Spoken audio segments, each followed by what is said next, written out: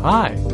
ActiveHistory.ca is pleased to present a recording of Public, Private, Political, Charitable Organizations and Citizen Engagement. This roundtable discussion was held as part of the Canadian Historical Association annual meeting on June 2nd, 2015. You can find recordings of other talks at ActiveHistory.ca.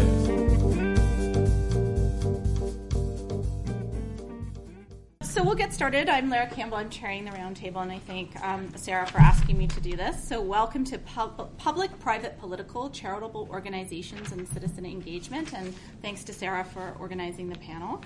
So today's roundtable will look at the Canadian politics of charity by examining the history of citizen engagement and the historical relationships between state and charity and public and private. Each participant will bring a different perspective to these questions, and I've been told very different perspectives to these questions. And this will hopefully stimulate lively and engaged discussion, and I'm told that the panel wants lots of challenges and lots of debate. And to that end, each participant will speak for a maximum of 10 minutes, some even a little bit less, leaving plenty of time for engaged discussion. So on that note, I will turn it over to the first... Oh, sorry, I should introduce the panelists. All right, I'm just going too fast. I will very quickly introduce the panelists. Sarah Glassford is an instructor in the Department of History at the University of Prince Edward Island. She is the author of numerous articles on women in war and of the recent co-edited collection with Amy Shaw, A Sisterhood of Suffering and Service, Women and Girls of Canada and Newfoundland During the First World War. Next up, we have Ian Mosby, who is postdoctoral fellow at the Wilson Institute for Canadian History at McMaster University. He has written widely on food history, and his most recent publication is Food Will Win the War, The Politics, Culture, and Science of Food on Canada's Home Front. Next up, we have Will Tait, who is an instructor and PhD candidate in the Department of History at Carleton University. He has published and presented widely on... Sorry, I can't read my writing. On Protestant missions in Korea, on Oxfam and the Cold War period. His most recent publication is Bureaucracy Meets Theology, the Canadian United Church in Interwar Colonial Korea. Then we have Shirley Tillotson, who is professor in the history department at Dalhousie University. She has written and published widely on the welfare state, citizenship, and tax history, as well as modern charitable fundraising. Her current research is The Power to Govern, Tax and Democracy in Canada, 1916 to 1971. And last but not least, we have Jonathan Weier. Did I say that right? Okay. Who is currently a doctoral candidate at the University of Western Ontario and is writing a transnational history of the First World War work of the Ymca. He has published widely on First World War commemoration and also boyhood and militarization. A recent article is The Building of Boys for War, the Militarization of Boys' Work in the Canadian and American YMCAs, which sounds really interesting. So thanks to all of you, and Sarah, take it away. So I'd like to start by talking about principle and pragmatism in the Canadian Red Cross. So in case you're not aware, the Canadian Red Cross is one of Canada's most enduring and prestigious humanitarian organizations, founded in 1896 with a mandate to provide voluntary medical aid on the battlefield. It has subsequently expanded into a whole range of areas, including peacetime public health work, disaster relief, and international development. In Canada, it's probably best known as the preeminent mobilizer of voluntary labor on the home front, which I think some others will talk about a little bit, during the two world wars, and also as the public face of Canada's free nationwide blood transfusion system from World War II until the late 1990s. So the fact that this organization has had a finger in so many pies over the years, I think, makes it a good case study in some of the issues that we wanted to talk about on our roundtable in terms of citizen engagement and public, private, political, all those questions. So when I sat down to try and tease out what I wanted to say, there was way too much and way too many examples. So I'm looking forward to the discussion to squeeze in a few more. But I decided, because the Red Cross internationally and then nationally as well has tried to be apolitical, to focus my discussion, and there are problematic aspects of that, but we'll leave that aside. And I thought I would focus on the sort of public versus private aspects of this organization and how the Red Cross has viewed itself in those terms, which are supposedly distinct sort of public-private spheres. How does it feel it's fitting into that, and how has that influenced its interactions with the Canadian state over more than a century? So I'm a little bit all over in terms of time period, but hopefully you'll be able to follow. So in 1957, the Canadian Red Cross National Commissioner, sort of the highest paid staff member in the organization, a man named Dr. Stuart Stanbury, who happened to be the man who put together the blood system, wrote that the Red Cross was simultaneously, quote, a private organization and a public service, end quote. And I think that's a feeling that's probably been shared by lots of charitable organizations and their supporters. The Red Cross is certainly not the only group of people that are imbued with this desire to help that almost reaches a religious sense of zeal and mission for their particular object. But it certainly is an animating feature of Red Cross history in Canada.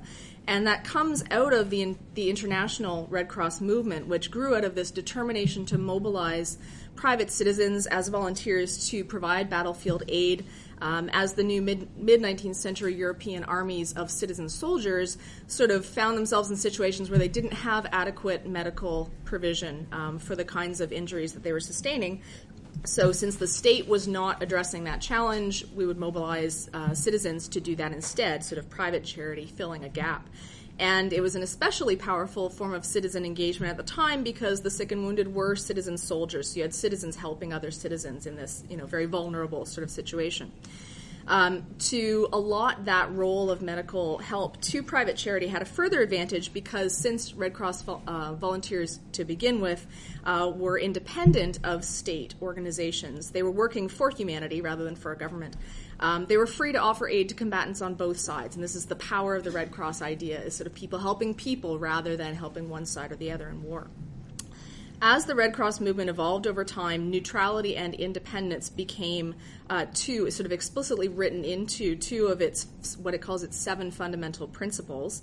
And so it's this idea of being a private charity, mobilizing citizens to fill gaps or pioneer new services that aren't provided by the state has driven not only international, but in Canada, Canadian Red Cross initiatives since the First World War.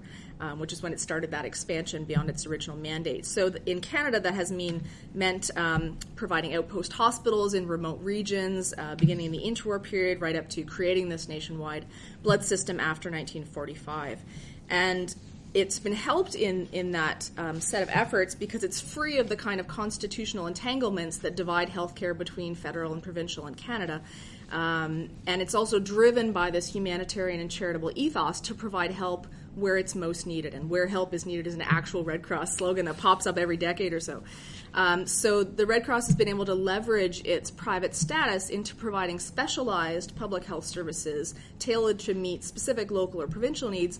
It even became the driving force behind the creation of a provincial public health department in Prince Edward Island, sort of charity-creating state in that way. But then it's also been able to rise above those national provincial divisions and to unite in its supposedly non-governmental self, provincial blood collection services into one national system. So our first national peacetime blood system was created by private charity because the state couldn't or wouldn't do it in the context of the time. That independence and freedom of action over the years has allowed the Red Cross to sort of follow where it felt called to go, and I use the word called in, again, that sort of religious sense. And that has meant that it's moved into all of these different areas.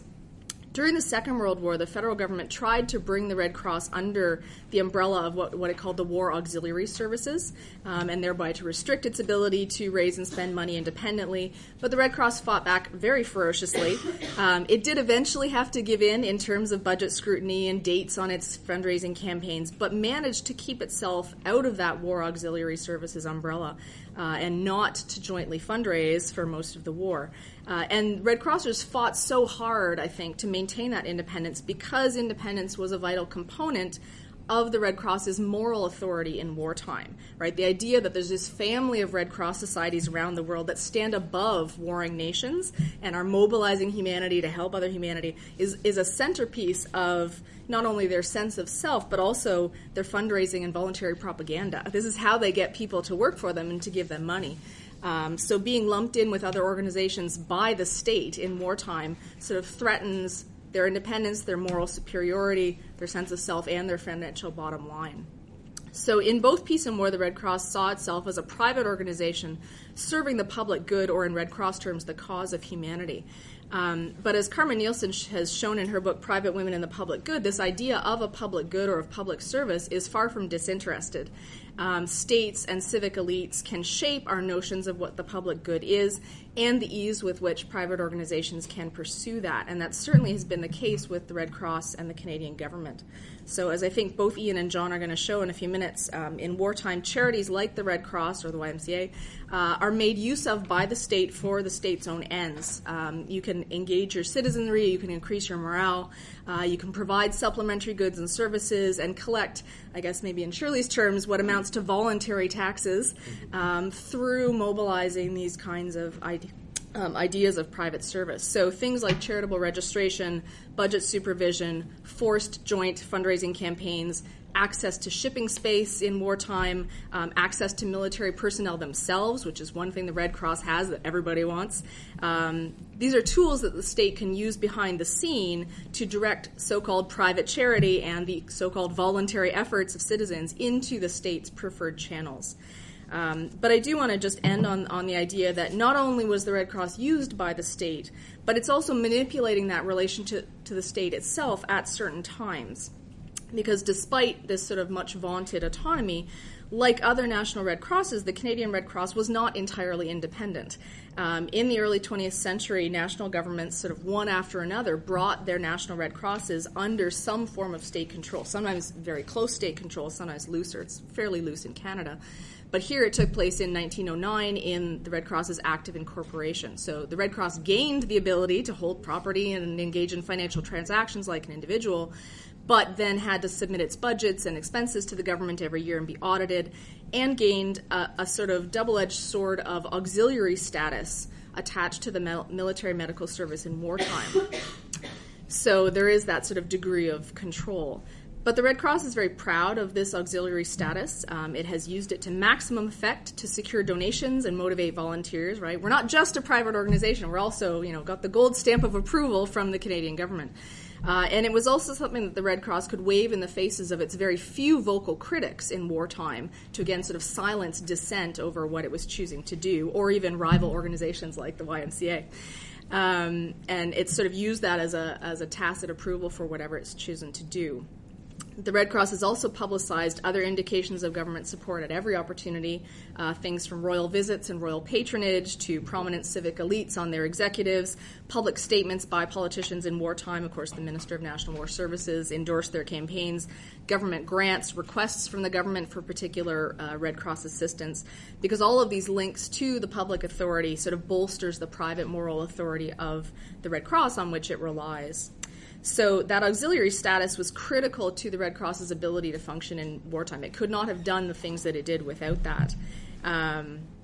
And I think it's interesting that in both wars, but especially during that highly regulated Second World War, the Red Cross could do little for the sick and wounded or captured Canadian soldiers without access granted by military authorities, and therefore it's sort of private charity working in tandem with the state and in many ways depending on the state for what it's able to do. So it's not quite as separate as it might appear.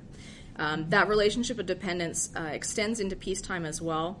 And my final example is just that during so after the Second World War, as the Canadian Red Cross moved more into international relief and development work, it was also struggling to finance its own programs as things like the Canadian Cancer Society appeared on the scene and all these sort of rival organizations raising money for other things. So during the 50s and 60s, federal and provincial government grants and subsidies became vital sources of financial support for these, again, supposedly private charitable endeavors, including the nationwide blood service. And along with that increased amount of public money came increased budget scrutiny and sometimes strings attached to how those monies could be used. So there's sort of a net almost, I see, closing in on private charity there. So in conclusion, I think it takes a combination of adaptability, determination, and some luck to remain a relevant and leading voluntary and charitable organization for more than 100 years. But without meaning to denigrate the principles that Red Cross volunteers and leaders have cherished, I would argue that as an institution, the Red Cross has been very pragmatic and has sometimes sacrificed its principles of neutrality or independence in pursuit of being able to sort of self-interestedly mobilize the state to offer selfless humanitarian aid. So, thank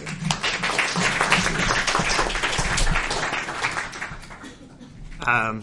Thanks so much. I just wanted to thank Sarah and John for inviting me on this panel. I'm sort of the odd man out to a certain extent because charitable organizations and volunteer organizations are the central part of my research.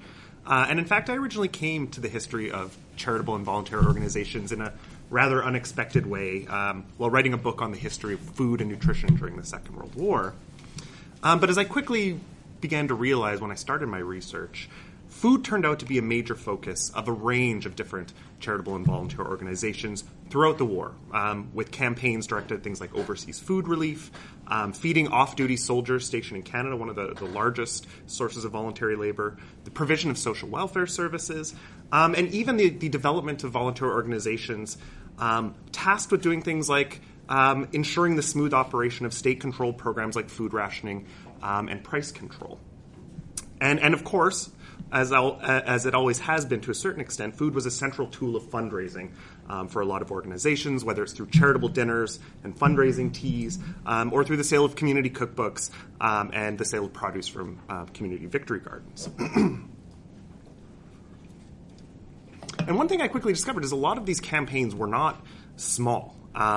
They involved the labor of tens of thousands of volunteers, the collection and spending of tens of millions of dollars, were spent on these food-related voluntary tasks. And so just to highlight an important example that I think is worth focusing on and that I focus on in my book is the Red Cross. And throughout the war, they were given the monumental task of packing emergency food relief parcels for Allied prisoners of war. And because of the near starvation allowances that prisoners of war were given in German POW camps, these parcels ended up being essential to the very survival of soldiers. And soldiers who came back, or POWs who came back home, often said this publicly. And so to this end, the Canadian Red Cross actually packed and sent over 16 million of these parcels to Europe, and actually devoted nearly half of their wartime budget to this one campaign. And so it's a massive campaign. It required the Red Cross to actually set up factories in Toronto, Montreal, Hamilton, London, Windsor, and Winnipeg, and the parcels were packed on an assembly line model. And in fact, this was done using the volunteer labor of thousands of mostly women who spent long hours doing the decidedly dull work of packing these parcels very carefully on an assembly line. And so this leads me to one of the central themes of this panel, but also of my own research on the Second World War.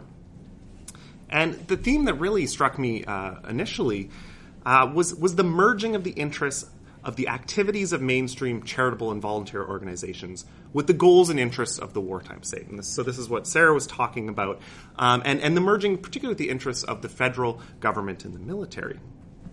And part of this, I discovered in my research, wasn't because these charities and voluntary organizations were increasingly turning towards patriotic activities, or necessarily because of the dozens and dozens of new patriotic charities that were emerging during the course of the war. In fact, it happened at much more profound levels. Through the War Charities Act and the creation of the Department of National War Services, as well as through the creation of a quote-unquote voluntary labor reserve through organizations like the Women's Voluntary Service or the consumer branch of the Wartime Prices and Trade Board, the state actually takes a central role in fundraising, organization, and direction of charities and voluntary organizations all around the country, regardless if they're working on patriotic tasks or not. Or perhaps to put it another way, the fiction of the voluntary and charitable sector is somehow separate from politics and government was really made readily apparent during the war as the goals and interests between the state and these sectors became so deeply entwined. And so, as with most things during the war, distinctions between public and private in the case of charitable and voluntary organizations became increasingly blurred. And so perhaps one of the best ways in which this worked in practice was when in 1942 the Department of National War Services actually began to fund the 6 organizations responsible for providing canteens, hostels, and recreation centers for off-duty soldiers. And these were the Canadian Legion, the Knights of Columbus, the Salvation Army, the YMCA, the YWCA, and the Navy League of Canada. And they actually began to fund them directly through the public treasury rather than through charitable appeals. And in fact, by the end of the war, the government dispersed roughly $55 million for the operation of these particular services through tax dollars rather than charitable donations. And I would argue this wasn't simply done because the work of these organizations were essential to the war effort, which they no doubt were, but it also was deemed necessary because in the context of national labor shortages, the actual time of these volunteers was better spent doing the actual work of providing services to soldiers than it was soliciting funds or those sorts of activities. And in fact, the need of the state to mobilize and use the labor of volunteers was similarly reflected in the much heralded women's voluntary service, which was more than an outlet for patriotic enthusiasm. In fact, the women's voluntary service was created by the Department of National War Services in part precisely to provide a quote-unquote female labor reserve that could be used to perform a whole range of essential state functions. One of the most important of these, for instance, was the filling out and distribution of millions of ration books every year, done by hand, done by volunteers with the Women's Voluntary Service, to everything like conducting a national survey of the productivity of victory gardens, just to give an example. So it's this really malleable labor pool that could be used for a whole bunch of different tasks. And which leads me to my second observation that I hope some of the other panelists can speak to during our discussion, and hopefully some of you can speak to as well. And that's the relative absence of the actual unpaid voluntary labor that constitutes much of the work done by charitable and volunteer organizations from the broader Canadian historiography of not just politics, war, and the welfare state, but of Canadian history more generally. And I highlight this in part because when I was doing my research, I was profoundly irritated when I realized there's this massive scale of this mobilization of mostly women's unpaid labor during the war, and it's usually completely ignored, or in the case of one prominent military historian, is dismissed as patriotic busy work, a phrase which I think provides a useful illustration of the term condescension of posterity. But I also highlight the labor of volunteers in part because I found evidence during my own research, in fact, that this unpaid labor had very real political effects on the individual women in particular who took part in it. And in fact, I found that significant numbers of the thousands of individual women who volunteered on their local ration board or as part of the consumer branch of the Wartime Prices and Trade Board were actually indeed politicized and in some cases actually radicalized by their experience working to uphold and to voluntarily enforce the government's rules surrounding food rationing and price control, which as it turns out are two key pillars of the wartime command economy and are essential to the war itself. And so not only did many of these volunteers become actually accustomed to the growing level of state intervention in the consumer economy in their everyday lives, but they actually became to expect it to continue after the war ended. And so this is in part why in my book I talk about, thousands of ordinary women take to the streets after the war to protest government efforts at the orderly, quote-unquote, orderly decontrol of prices on food and other necessities by doing things like launching consumer boycotts, massive petition campaigns, and buyer strikes around the country. And this is directly, a lot of these women spoke to their status as volunteers for the consumer branch during the war and drew direct connections themselves between their wartime voluntary work and this post-war protest. And so, to a certain extent, Shirley has previously argued that the modernization of charitable organizations and their fundraising apparatus during the interwar period helped make the modern welfare state possible. And I think it's a really important point and a really important argument. But I'm wondering if the other panelists and perhaps the audience can also speak to the possibility that the actual physical and emotional labor of volunteering might also have had real political effects that we simply can't understand if we don't actually try to write labor histories of the decidedly gendered world of voluntary and charitable work. And so I'll leave it there, but I look forward to our conversation.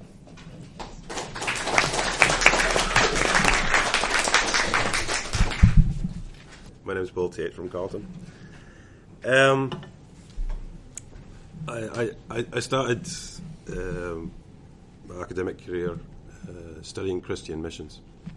Excuse my sore throat and my bad accent, but a bit quiet. And after I studied these missions in the 19th century and early 20th century, I started to wonder what happened after World War II. And this explosion of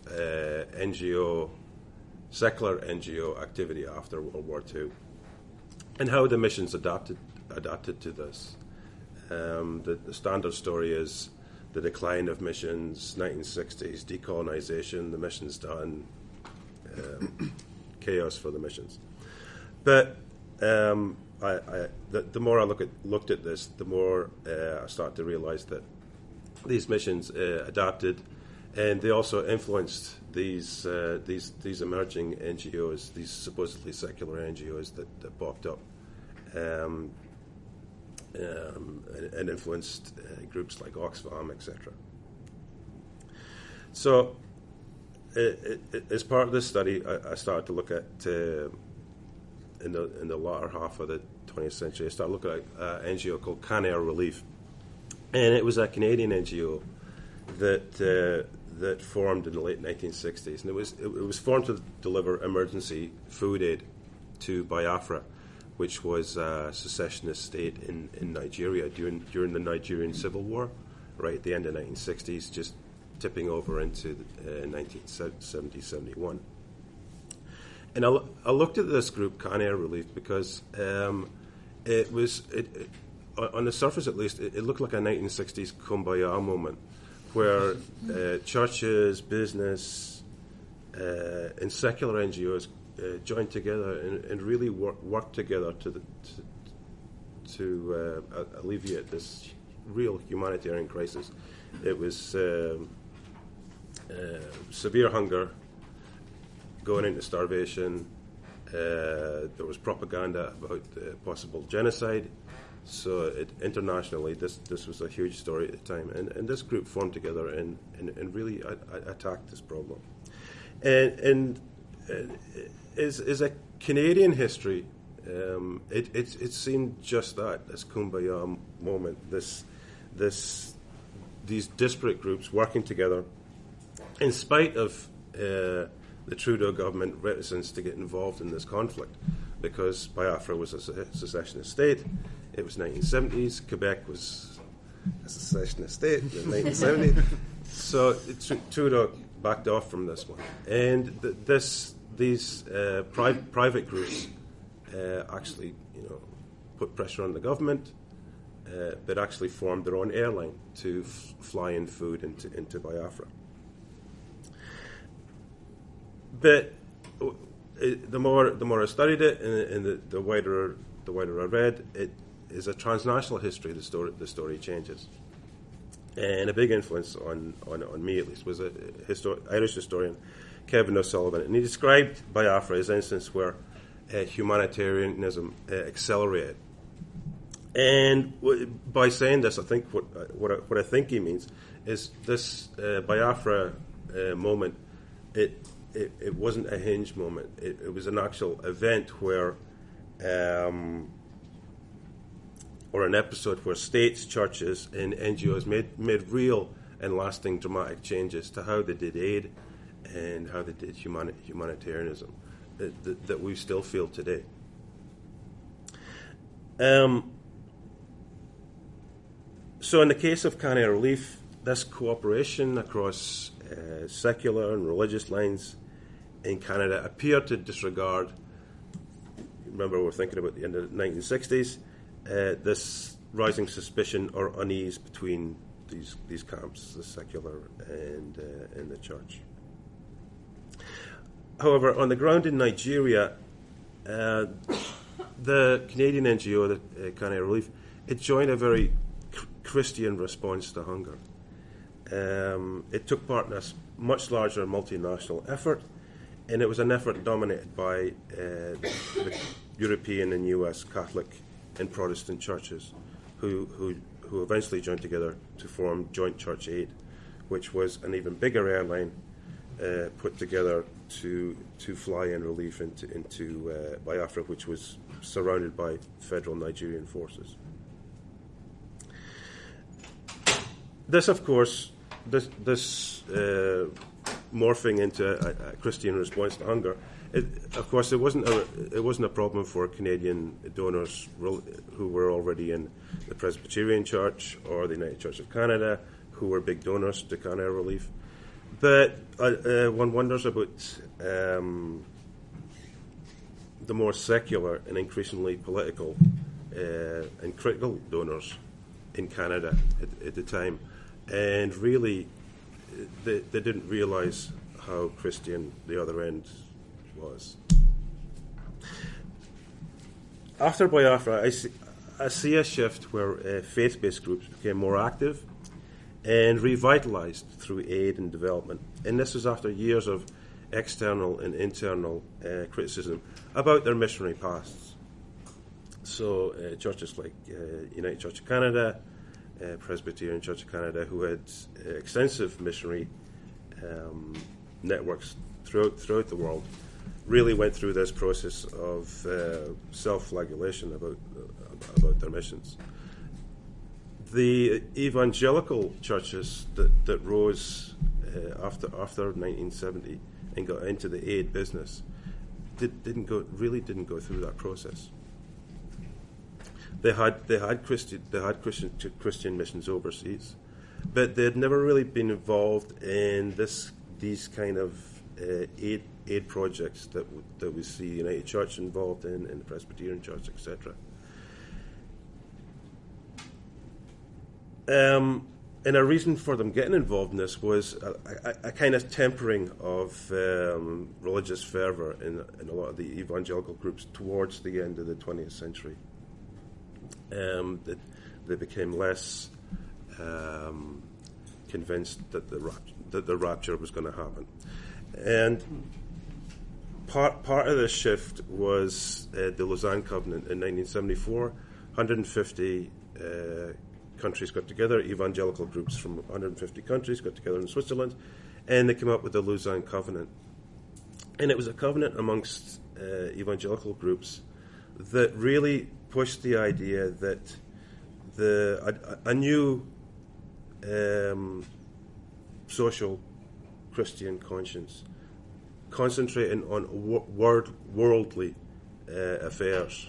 So they were kind of getting away from the idea that the end is nigh, that we really have to concentrate on the here and now more amongst these evangelical groups, which had already taken place, obviously, among the mainline churches like United Church, etc.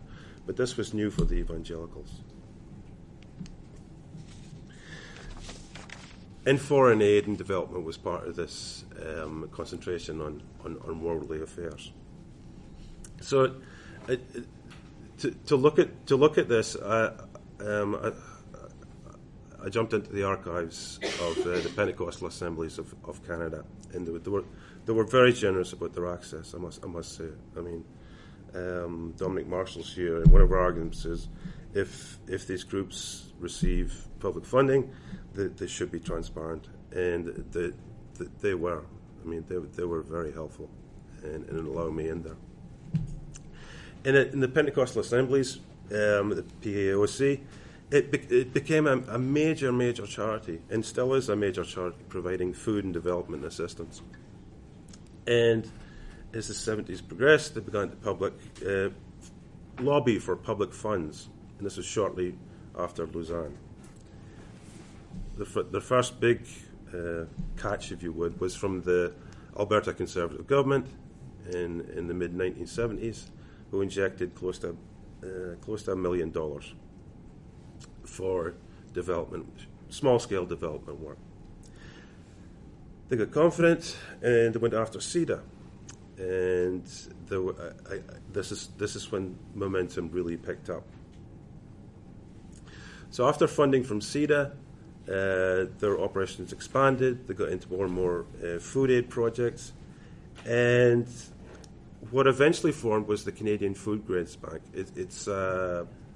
It's now a group of 15 major churches across the board: Catholic, mainline Protestant, evangelicals. But it's a Christian partnership. It's a Christian response to hunger. That's the banner, and I think that's maybe a phrase we should remember. And it's now one of the primary conduits of Canadian official food aid.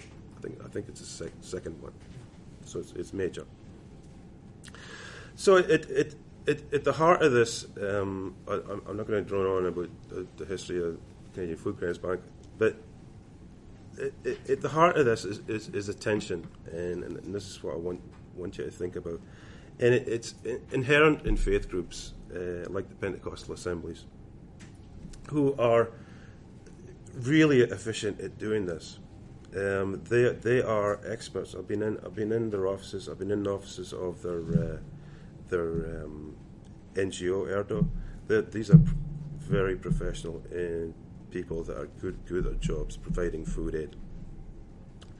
But and on the surface, this food is non-sectarian too. I mean, they give it to everybody. However, they do consider this work as earning the right to be heard, and in large part through this Christian response to hunger. And the right to be heard is the right for the gospel to be heard, which is key. This is their reason for being, is to spread the gospel. And to say that this work is not tied to that is insincere, to say the least. And this raises a few questions, and I've got 3 questions. They're not complex ones, but they're difficult. The first one is that the Harper government's been increasing funding for Christian charities and cutting funding to groups like Oxfam. But significant funding of evangelical groups and their aid programs was ongoing and established well before 2002, before Harper came out. The Canadian Food Grains Bank started in 1984. It started off with I think about nine Christian groups, and almost as soon as it started, this is during the great Ethiopian famines in the 1980s, they got 4-to-1 matching from CEDA. For every $1 they raised, they got 4 from CEDA.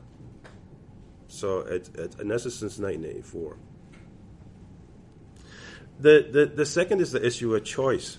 We can choose to donate to whatever charity we feel inclined, but we can't choose where our tax dollars go, and Shirley can speak better to this than I.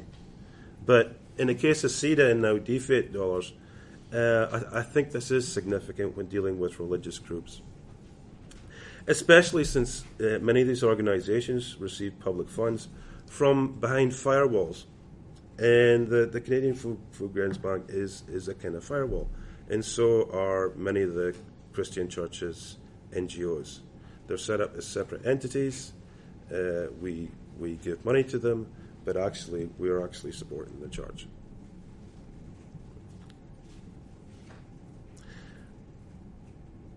And the third one, which is kind of connected to the others, is given recent reports of the CRA, Canadian Revenue Agency, rooting out political, and I'll quote that, and religious charities, that obviously the ones that get picked on are the ones that disagree with conservative policies. Where does this leave Canadians who disagree with the religious right, or who believe that aid should be non-religious, or does it matter? And that's a question I want to ask you. I honestly want to ask you: does it matter to you? Because if it doesn't matter to you, I might have to find another topic. Thank you.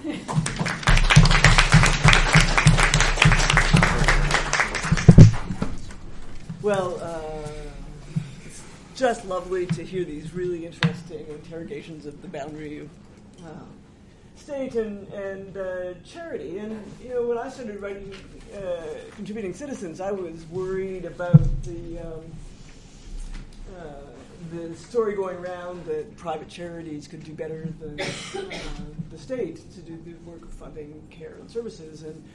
And I feel like that's now not as vital a story, that reality is pretty much demonstrated that nothing beats tax-funded provision of services. But there's still something that worries me out there about the notion that market, that other sense of private, is still being posed as an alternative to community or collective provision. And what I've shifted to in my work on tax as a means of funding the welfare state and the cultural links between that and charitable fundraising,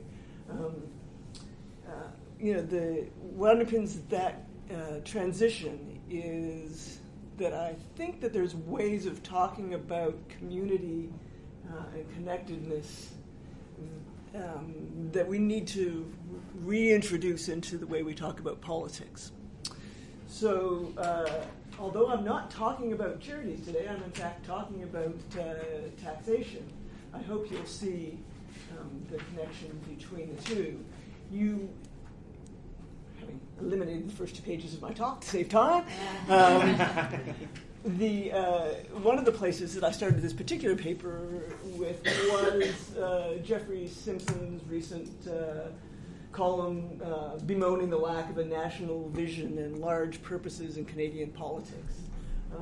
He was lamenting that sort of narrow taxpayer interests as being apparently the only mass audience to which politicians now seem able to speak. And even the NDP finds pocketbook issues, credit card interests, things like that, to buy our love and at least our votes.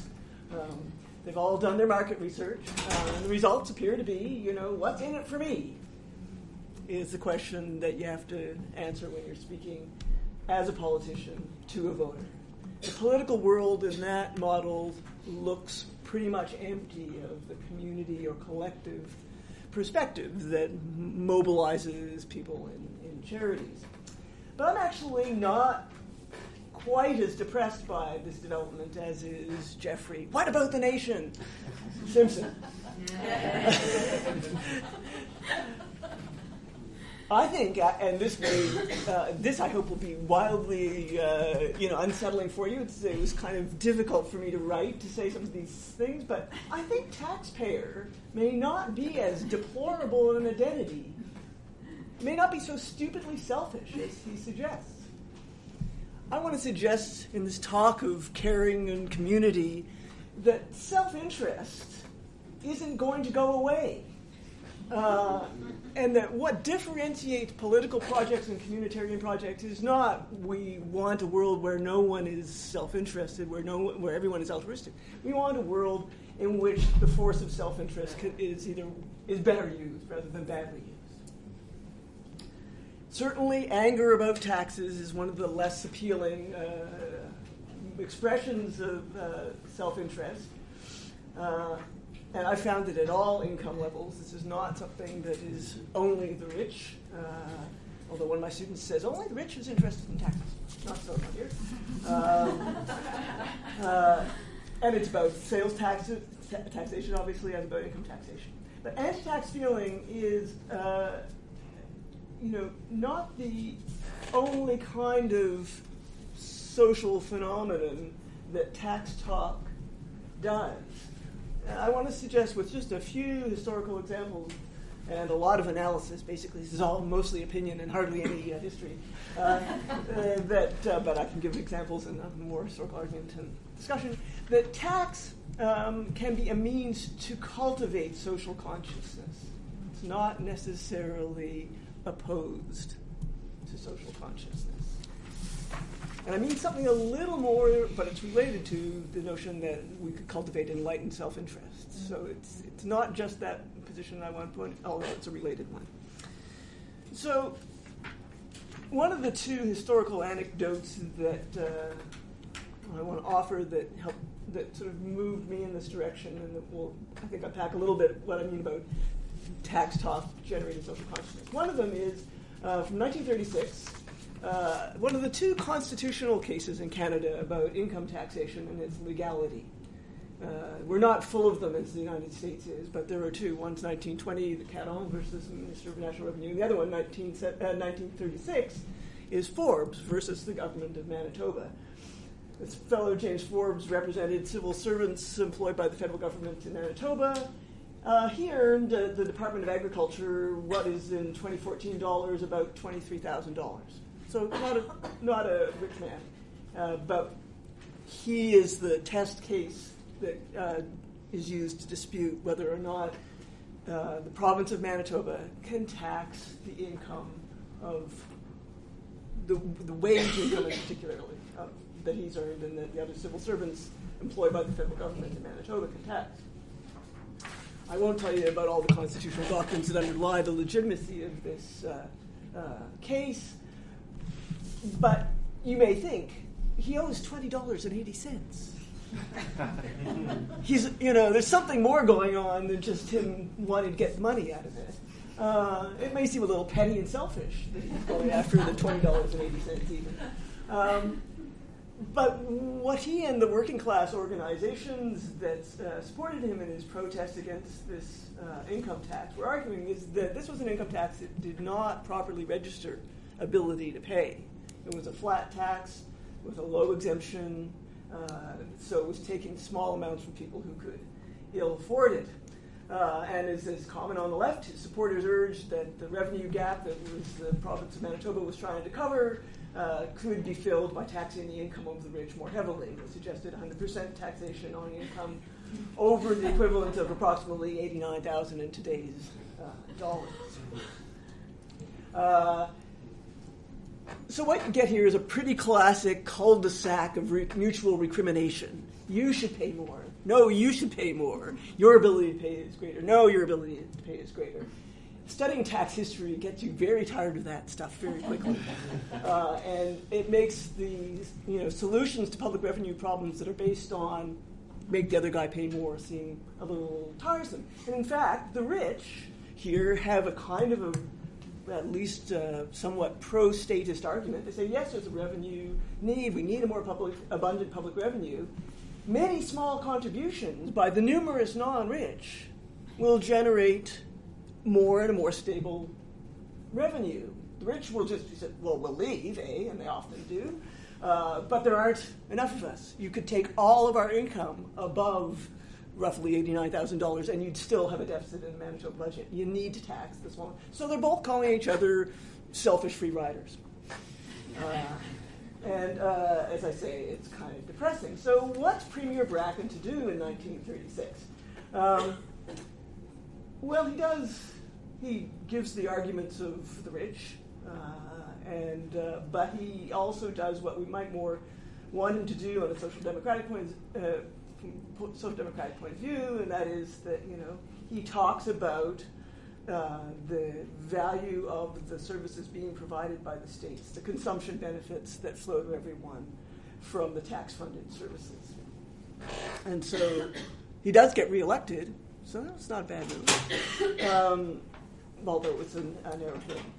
Bracken's arguments and the arguments that the CCPA, Jim Stanford, urged us to make when he talks about fair taxation are what in tax logic are not ability to pay arguments, but benefit arguments. He's saying you get something out of this. And benefit arguments sound, in tax talk, generally pretty conservative. And I would argue that they are, even when they come from the left, because they tie obligation a little bit too closely to personal benefit. They're not really very much about a social conscience, a collective sense of community belonging, mutuality. In benefit arguments, even ones that are about collective consumption, there is a risk of the resemblance to insurance payments, which is a means of pooling risk of a collective sort, but it's a market one. So there's a risk there in those benefit arguments of market-like thinking. And what we surely should think is a different realm of collective life, one more appropriately done by generously inspired altruistic communitarian people. So, Bracken did not badly, as politicians defending tax do, but I think there's a step beyond them, and occasionally you see it. You see it in World War II. Charitable fundraisers, effective politicians can sell taxation in ways that are about serving self-interest, but not as selling consumption goods or individual advantage. Now, is it just that in wartime, everyone understands that they're all part of the same team and pulling together? And this is a bit what I'm hearing from some of my colleagues, that everyone knows there's a war and we have to pull together and avoid conflict, although some of them also know and have written about the kind of fighting that happens within charities. And in tax as well, the steep increases in income taxation during World War II are not automatically met with people saying, oh, well, there's a war on, I must pay my taxes. There's all kinds of resistance and evasion. Some of it working class resistance and evasion, attempting to, work 5 days rather than 6 or 6 rather than 7 in order not to incur an income tax liability. There's people refusing to buy victory loans, saying, I'm not going to buy a victory loan if you're going to raise my tax. War does not automatically have this beautiful community-making thing. It is something that has to be done, and J.L. Ilsley, the World War II finance minister, does a pretty good job at it. Right? I quoted it in Contributing Citizens. I'll quote it here again. Taxes and loans are not exactions from the people by a government. They are the weapons which the people, through their elected representatives and the free methods of democracy, have fashioned for their own use and their common purpose. Right? He is fundraising for the state when he is making that 1943 budget speech. He's had a lot of resistance to the income tax, and he's doing his job, in my view, his job as a politician, which is to assert, the reality of the collective and its wonder and its importance and its moving qualities. So, the proper work of politics, like the work of fundraising, is to build solidarity around a common cause. Unlike charities, of course, politics present us with very strongly competing views of the common good. And maybe this is a little bit with what Will's getting at here. Maybe charities' views of the common good aren't necessarily so uncontroversial either.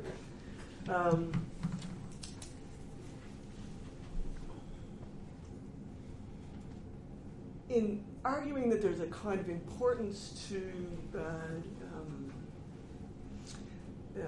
so normally, desirably, conflict about the common good, conflict about what proper self-interest is openly part of politics.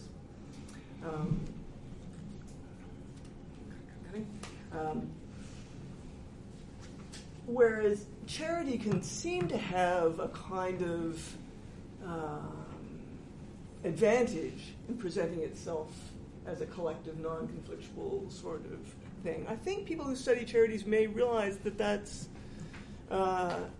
as with a political party seeking to form government, really that view of the common good, anyone who opposes us is self-interested, that this is a cultural construction. People work to produce it, and it's a valuable social product that they're making, that sense that there's a common good.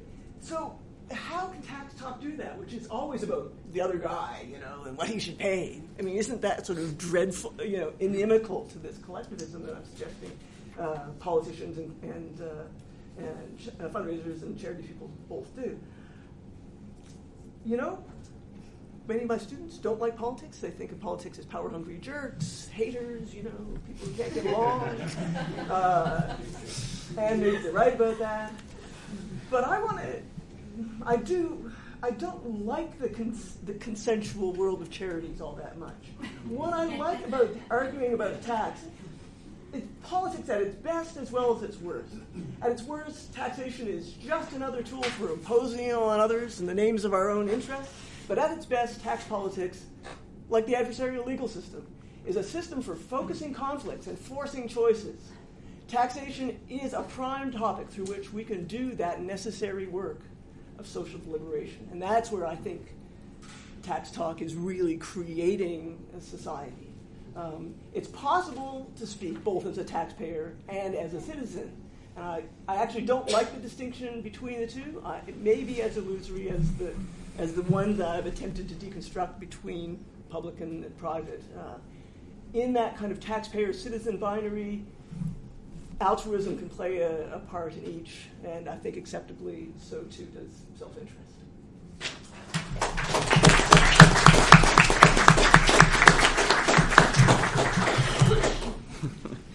Fantastic presentation so far, and I hope I can contribute in a just as valuable way. My research really came out of a sort of a fascination with the military history, kind of cultural history debates of the 1980s, 1990s. And this is what really excited me. And when I went into my PhD, I was sort of looking around for a topic, a war and society, war and culture topic. How was somebody or did something affect the First World War? And I found out about the YMCA and the extensive work that the YMCA did during the First World War. And what happened to me over this sort of course of my thesis and this examination of this history is that I realized more and more that I was actually much more interested in how the war affected the YMCA than how the YMCA affected the war. So I wasn't really that interested anymore in what the YMCA did or how the YMCA contributed to victory or whatever or men's health. Or I was really much more interested in how did the YMCA transform? What happened to the YMCA during the First World War? And this has led me to a much broader interest in sort of how does conflict, how does war affect the voluntary sector? And I think the argument I make, and what seems really important to me, is recognizing that war is one of the most important things in the growth and evolution of the modern charitable sector. And so, or voluntary sector. I mean, these two are often interchangeable. They're not the same. I think we can maybe talk about that some more during the questions. But I want to reach back sort of into the very depths of modern voluntary sector history and go back to sort of a period in the late 1850s and early 1860s. And there's two sort of major events, or I guess major milestones in the evolution of the charitable sector or the voluntary sector. One is 1859. There's a sort of a battle that most people have forgotten. It's called the Battle of Solferino. And it's the battle where the French and the Italians kick the Austrians out of Italy, most of Italy, sort of once and for all, right? And what happens is, shortly after the battle, a Swiss businessman named Henry Dunant is traveling through northern Italy. He comes across this battlefield, sees all these wounded men. I think it's 2 or 3 days after the battle's over, and they haven't been, cared for in any way. They haven't been collected, brought into hospitals. And this inspires him to create an organization that becomes the Red Cross. And Dunant is an interesting character because he's actually very heavily involved in the YMCA as well. At the time, he's a member of the board or a member of the Geneva YMCA. He's very heavily involved in this. He'd been in Paris in 1855 at the forming meeting of the World Association of YMCAs. The other event or the other sort of marker I want to point to is in 1861, the Civil War breaks out in the United States. And what happens is that Lincoln sends out his call for volunteers, and volunteer army regiments start gathering in Washington, D.C. to invade the South. A young YMCA worker from New York named Vincent Collier felt the call to go and do evangelical mission work with all of these soldiers gathering in Washington. And he goes and he starts distributing religious literature. He starts evangelizing. He starts trying to renew young men's faith in Christ. The YMCA is very heavily tied to abolitionist movements as well, so this sort of takes on the fervor of a religious crusade against the evils of slavery and in favor of Christian brotherhood.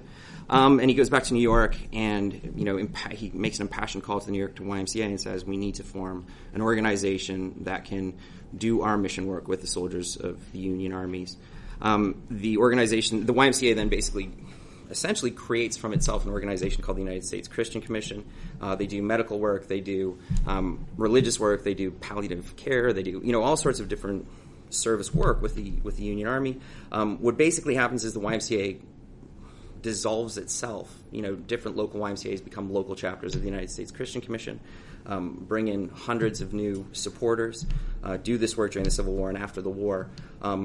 Are hugely more influential, grow exponentially because there's such an exposure more broadly, especially in the North, to the YMCA. And so the argument really, for me, becomes, war is a crucial moment. It offers an unbelievable opportunity to the charitable sector, or it has offered an unbelievable opportunity to the charitable sector, the Civil War, the First World War, the Second World War, for growth, but also for transformation. You see these markers, and after each of these markers, the YMCA, in my case, but more broadly, the charitable sector transforms itself in very interesting ways. So when I come to the First World War, and I think there are a few reasons for this. I think that for visionary leaders of charitable organizations, it offers a real opportunity to mobilize their organizations, mobilize their principles in the support of broader goals. Maybe disagreeing with Shirley a little bit here, but it also offers them brand new venues for expansion and growth. And so when it comes to my First World War history of the YMCA, what happens is that the YMCA at this point has been doing work with militaries for a number of years. As the war expands, as it becomes more of a total war, as it becomes a longer war, the government, the state, realizes that it needs to provide all these provisions that it had never provided in the past. In wartime, it is unable to do so. It doesn't have the resources, it doesn't have the expertise, but the charitable sector, the voluntary sector, is able to, has been doing these things, and is mobilized then in the service of the state. And it's interesting because what you get then is you get this very public-private partnership, to use much more modern language, where often what will happen then is the state provides resources to these charitable organizations to provide services that, are essentially services that eventually become services that the state provides. So, for example, the difference between the First and the Second World War is the YMCA is very independent in the First World War. It raises its own money. It basically chooses which services to provide with some guidance and help from the military. Generally, these services increase over the course of the war, but it's still an independent organization. But the state also then starts providing more and more support. They provide soldiers who will do the manual labor of setting up YMCA tents or transporting supplies. They provide shipping space, which is a surprisingly valuable commodity in this context. But what happens then as we get towards the Second World War is the state tries to exercise more and more control over the provision of these services, and often services that are then provided by the voluntary sector are taken over completely by the state. Often in the name of efficiency, although it's debatable whether the state is better at providing these services than the voluntary sector. It usually just prefers the control over those. And there are also challenges as well. What you see in the context of the military work of the voluntary sector is you see an increasing push towards secularization. So, for example, what you see with the Civil War is the United States Christian Commission is very focused on religious work. In the First World War, the YMCA is still very focused on religious work, but it's not really supposed to be doing religious work. It has to provide these services to all soldiers, no matter what their background, no matter what their religious affiliation. And it's actually expected to tone down its proselytization and evangelization. And so as it becomes more and more pulled into providing services on behalf of the state, it loses much more of its independence in religious and philosophical terms. It's interesting, too, because one of the things I've really found is that I sort of saw myself as a military historian, as I started doing this. And the voluntary sector, I think, the way we often look at it and the way that we don't talk about voluntary sector history as a sort of a historical subfield on its own. It's usually how the voluntary sector engages in, is involved in, let's say, business history or labor history or social history or military history.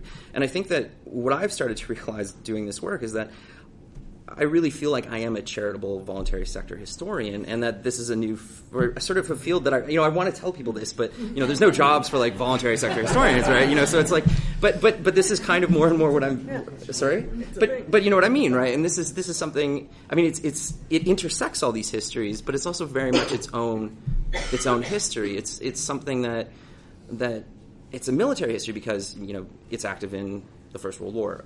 But it's not really a military history. The other thing, too, and I noticed this, I think, listening to Will and Sarah especially, and I guess it's funny, I sort of don't want to use this because it's kind of buzzy, but charitable, these histories are so often transnational. So when I started this history, I was really focused kind of on the Canadian YMCA. It's pretty easy. I knew where all the records were. You can sort of say pretty clearly what the Canadian YMCA did. But you realize doing this history that for an organization like the YMCA or an organization like the Red Cross or many of these other organizations, they're so characterized by their international nature. So what you see with the YMCA in the First World War is, the assumption is you're going to have Canadian YMCA workers serving Canadian soldiers.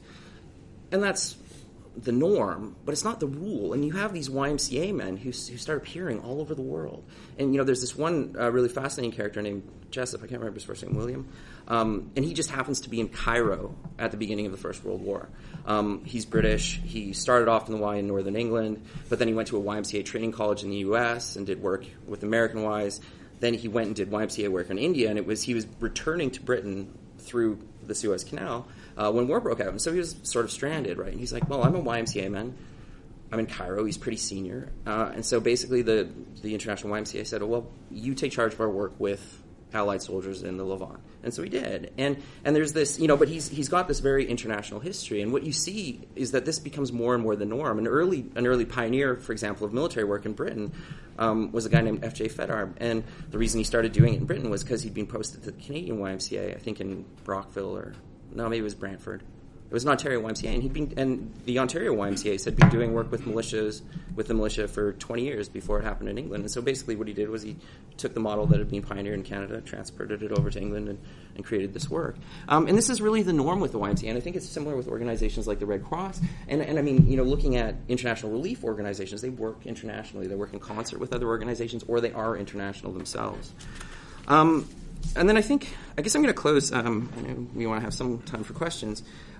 It's really interesting, this sort of seeming conflict between public and private that seems to get thrown up, right? Because what's much more the norm now in the voluntary sector in Canada is it is a private organization providing public services.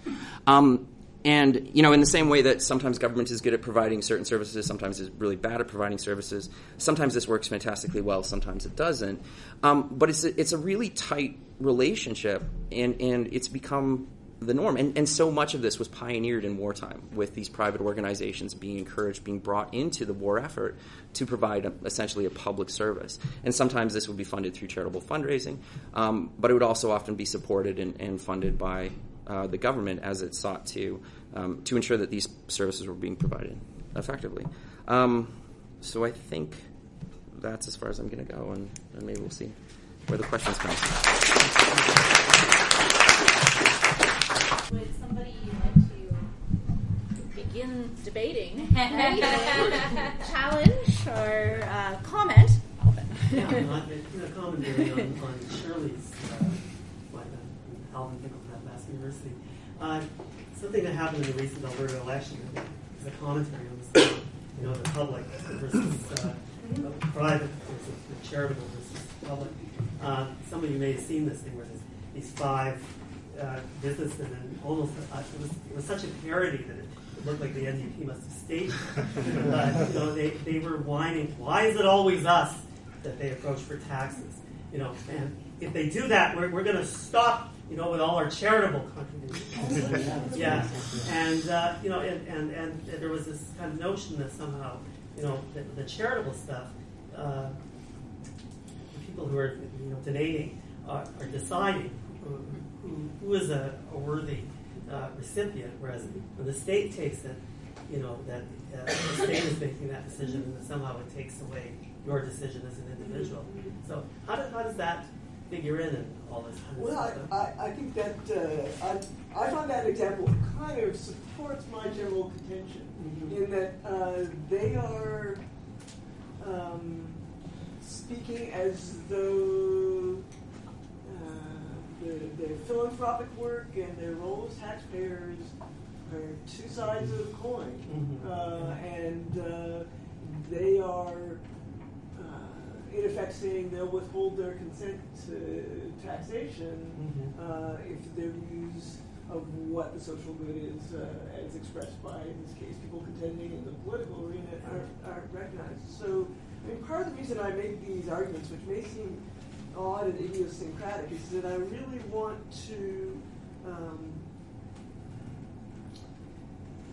make sure that people know that kind of equivalency is part of the world of the rich, and that we, if you want to contest that, then what I think we have to do is say it's all voluntary and it's all coerced. That we can't have a tax system that's particularly effective if people really resist it. as these guys Yeah. can to some extent too. So you really do have to get consent to have an effective tax system, and you won't get mobilization of people's much smaller personal discretionary surplus either if you don't have some kind of way of attending to the sorts of conflicts that Will's raised. So I think it's really important, sort of tactically, to think of these as related. And maybe I'm correcting what I think is a bit of a blind spot on the part of the left, which is generally the home of all wisdom.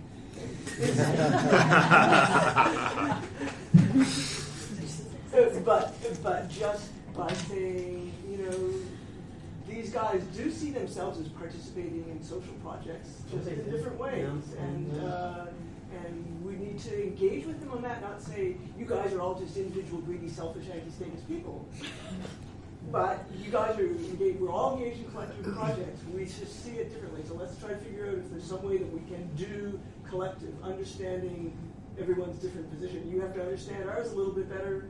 We'll make a bit of an effort in understanding yours, and maybe that makes me a liberal. But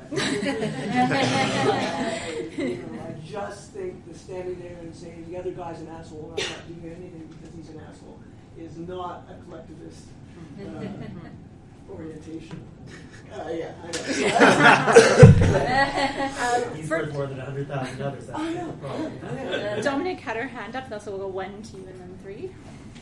Well, first, thank you very much. I think whenever you publish that on Active History, we should carry on talking because there's not enough 20 minutes. But you don't need to be at war to have a thriving charity. Actually, sometimes it's the opposite. In Sweden, they were not at war, and they were very worried that at the end of the war, they would be at the table, right, to discuss anything. So they went all guns blazing in charity work to say we're here, right? And also in places like the States, where they waited for a long time in World War I, they had tremendous people in County Cork or Belgium and all that. So it's more those other kinds of things, countries who are. Let's have a response and then we'll move down. I think that's true. I mean, it is interesting, though, because you mentioned Sweden, and it is, Sweden's not at war, but it is in the context of wartime that there's this expansion. And I mean, I'm not, sort of saying that war has to happen for the charitable sector to grow, but I think what you've seen in the evolution of the modern charitable sector is that it's often evolved in conjunction with conflict. And conflict really offers opportunities for the charitable sector to flourish. I mean, like Will talked about the Biafran crisis, right? This offers an opportunity for the religious-based, relief sector or mission sector to transform itself in some ways. And so, for voluntary sector organizations, war so often, because of the horror of war, because of the horrible things that happen, it offers opportunities for relief, for humanitarian aid, for an attempt to create something positive, or at least to alleviate the suffering of conflict. Right? Well, I also think it's worth noting that I don't think it's an accident that charitable organizations use the language of war to describe what they're trying to do: the battle against poverty, fundraising the war on, all of these things. It's very integral to create that sense of collective urgency. Really, yeah. Here, and then over there, and then over there. Okay, so 1, 2, 3, and 4. I'm Tait from Wealth. My question is for Will, and I just sort of want to. You pose these sort of very important ethical questions, and sort of from my own research on the domestic politics of foreign aid, I want to suggest that they don't actually have a lot of practical implications, because for the moment, foreign aid, especially from a political perspective, needs churches. And they need churches for, I want to get your sort of commentary on it, for a couple of reasons. One is because foreign aid polls really weirdly as a public policy issue. People really like it until you tell them how much money we spend on it, and then they really like it a lot less. Most people, but not religious people. And churches are really sort of key driver for public opinion for foreign aid. And they're also really good at raising money, and they're really good at raising money quickly, because they have, so a natural disaster happens, and religious groups have a set crowd of people they can speak to on Sunday. A secular foreign aid group has to get a commercial on TV. They have to get support from the networks to get the commercial on for free. They have to produce the commercials. This takes weeks. So for the moment, moment, we need the churches. So politically speaking, while there's ethical implications for sort of spending tax dollars on sort of church foreign aid groups, politically speaking, we might not have sort of the option to engage in this ethical debate about whether or not we should be doing it, because for the moment we can't. Wow. It's kind of the Adam Chapnick argument, isn't it? I mean, about foreign aid in the polls. Yeah. I mean, you're not going to win an election on foreign aid, right? Because really, it doesn't win elections in political parties. Really don't. It's not a priority, right? So it's got to be something else. I think it's something else, and it's the panel's about charity, right? So It's the what? This panel's about charity, and I think that element is. I think if you look at it as a political science problem, that element kind of gets pushed to the side, right? So is it more a social approach we should be taking to looking at that, right? I'm not sure if that answers your question or not, but is that close? Any other responses from the panelists on the issue of foreign aid? Move on to the next question. In the interest of we're here and then here and then Roberta. That's probably where we're at. Andrew Birch, Canadian War Museum, and I just want to say, Jonathan, you can do military history and social history. They're not. As a matter of fact, reflecting on the question of community elites and their role in charity, and the rather, I won't say cozy, but certainly there's a much closer relationship between military and society in the period, in the many years looking at it, First World War, Second World War, First Commissioner of the Canadian Red Cross, flew a Red Cross made out of sacks and rags in 1885, and then goes on to be the commissioner overseas in First World War, and very much involved militia regiments across the country, very much involved with people who are in senior voluntary positions in the militia, are also involved in a lot of other boards and civil engagement groups. In the context of my own research about civil defense, it was some of that military network from the Second World War was called upon to reach out to the Legion and to St. John Ambulance and Ymca across the country. It was not a hard thing to get them on board. So there's actually a very close proximity between military and civil society and charity. I found that was a bit surprising to me, but which was really great to understand how some of these agencies were built across the country. In my own research, in terms of your work about the question about labor history and unpaid labor, is that it's really, really easy to get at particularly people who have position in an office and many of the male members. Very difficult to get at the history of the many of the female volunteers who made up the organization that I studied, not least of which was the extremely irritating convention of people signing correspondence, Mrs. Because they just disappear from the records. They don't retain it. And anyway, all that being said, the community elite angle was particularly prevalent in post-1959 when the Canadian state came in and put the Army in charge of a lot of aspects of civil defense, which led to charity creating state. And then charity had been arguing, we can't really do this. But they were furious when the Army came in and started sending in notes saying, what the hell are we supposed to do now? So I see a lot of parallels, and I wish this panel had taken place about 3 years ago. So thank you very much for your perspective. But I guess my question would be about some of these aspects of overlapping fields of interest. You mentioned about the necessary salesmanship of taxation, the role of community elites in charity, and trying to bridge the gap between military effort and civilian effort. I guess I can talk a little bit about. I mean, one of the reasons the Y is often so successful in a lot of what it does in the periods I look at is because you're right. The Y is very intimately connected to communities. So, for example, there's a great example in the Canadian YMCA. The person who becomes the head of First World War services is Gerald Burks, a guy named Gerald Burks. Very prominent, scion of the very prominent Canadian Burke's jewelry family. So he was a very well-established, well-connected member of the Montreal elite. And he, for a period of about 30 years, he's the chair of the board of the Montreal YMCA from around the First World War into the 50s. And he becomes the head of this YMCA work, and a lot of this work is building support for YMCA fundraising in Canada. And of course, he's fantastically talented at this because he has, so what happens is he's given an honorary rank, he becomes an honorary lieutenant colonel in the in the YMCA service. So he's entitled to wear basically a modified Canadian Army uniform with the lieutenant colonel's insignia. Allowed to sign his letters, Lieutenant Colonel Gerald Burks. And so what he does through a lot of the wars, he's very talented organizationally, but he also spends a lot of time doing fundraising. And so he'll show up at a fundraising event wearing his uniform and talk about the important work that the YMCA does. And the people who he's asking for money, of course, are his people, are his connections, are prominent members of the Canadian elite. And the YMCA was always very good at harnessing that sport. The British YMCA was spectacular at it. Arthur Yapp, who was the visionary leader of the British YMCA going into the First World War, basically puts together a fantastically well-connected fundraising cabinet that includes members of the royal family.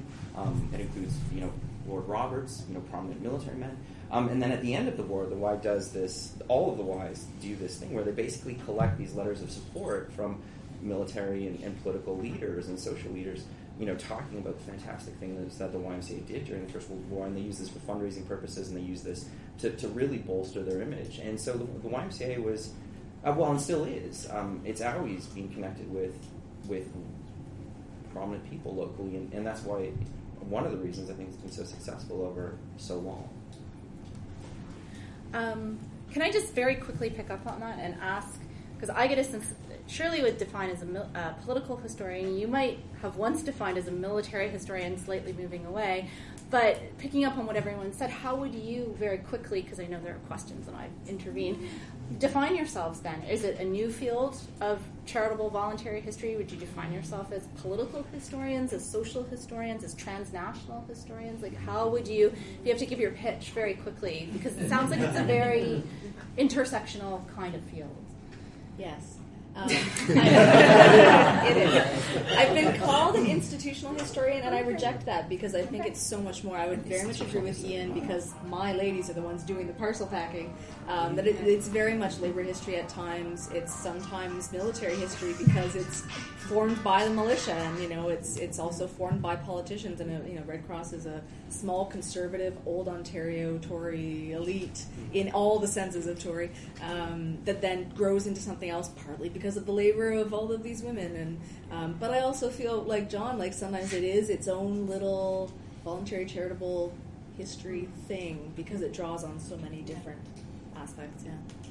Yeah, and I'm kind of an interloper in the field. I'm a food historian, but I also primarily consider myself a gender historian, also I guess a political historian and a historian of science and technology. But it's because all those go together. You can't write about food without talking about all of those things. But I think the perspective I can try to bring to it is try to bring gender and labor history to this, which is difficult. Andrew's right.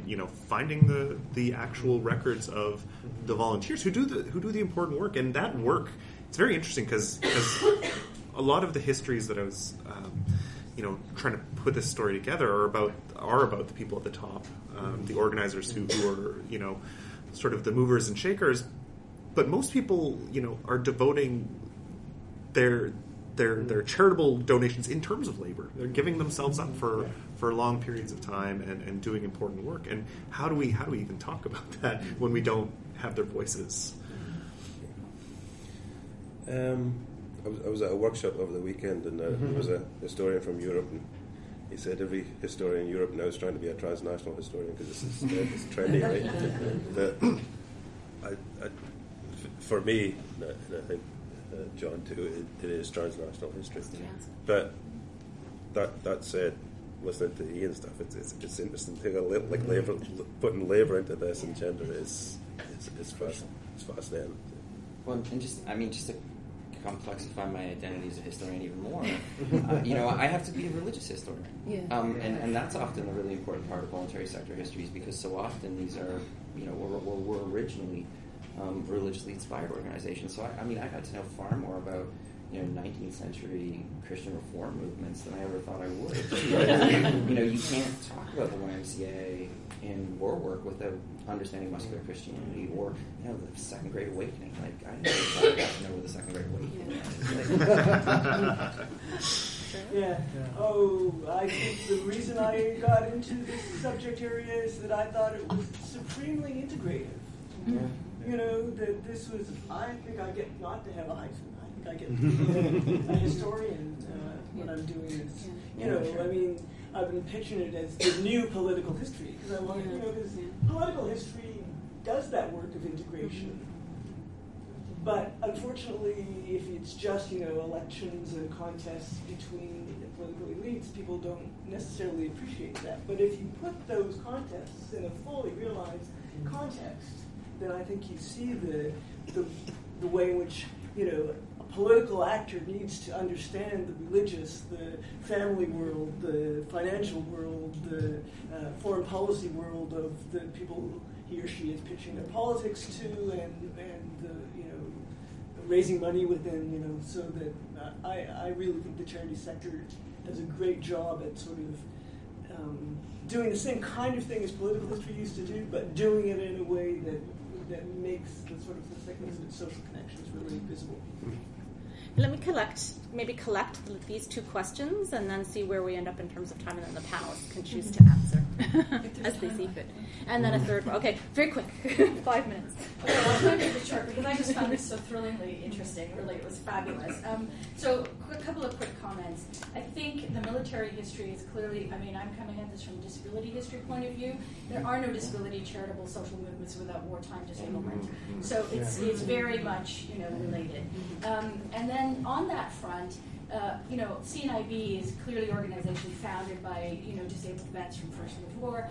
And what's interesting today for me in the current moment as sort of a client and historian, whatever, there's this really, and I just quickly, if you could comment, this sense that, some blind activists are very pissed off about getting their services, what they feel should be state services, from a charity, right? They don't want to be a charity, and this is a critique of the telethon charity pity kind of figure that the disability rights movement brings to the charity discussion. And then the last thing I was just going to say is, I feel like this thing about the elites is so interesting in terms of what you're saying about the tax discussion, because these are the only people who can actually shift government policy, these elites anyway. They're not listening to us. But if they actually get to work with us in these contexts where they're encountering new realities or something, they're in a position to go back and actually, whereas, up there, nobody's going to listen to me, right? Anyway. Good question. Okay, let's get one more question and then... And we're picking up on that point as well. I just want to say thank you so much for the discussion. It was really fantastic. And what I have is sort of an observation question, and that is, I thought it was a really fantastic exploration of the relationship between citizen, state, taxpayer, all the way that these activities of the charities are informing that kind of relationship. What was absent, I thought, was how the relationship with the beneficiaries, the recipients of aid, informed citizen, taxpayer, state, private relations.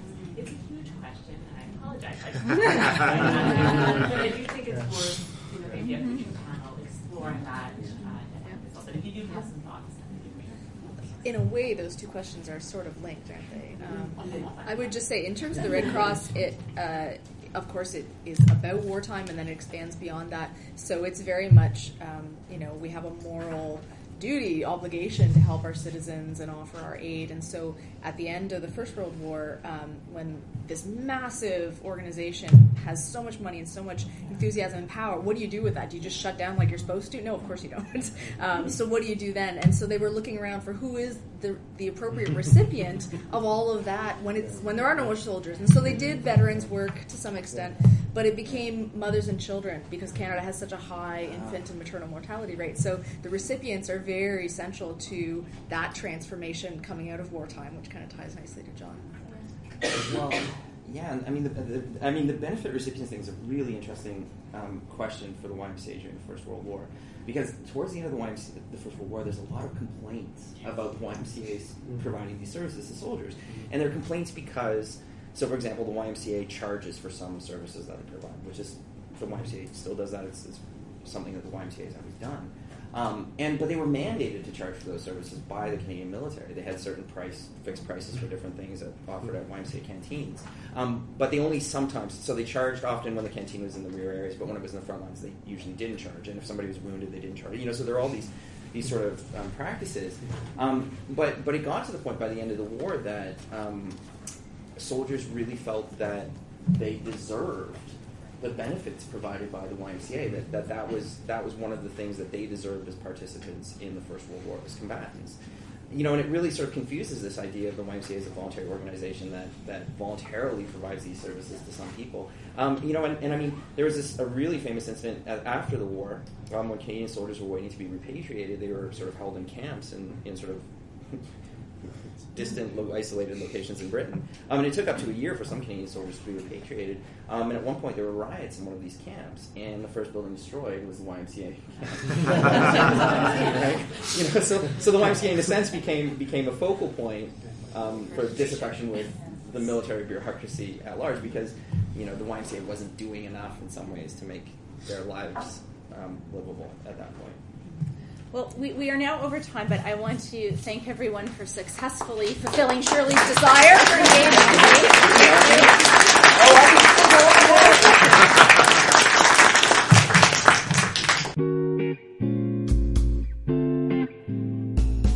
You've been listening to a recording of Public, Private, Political, Charitable Organizations and Citizen Engagement.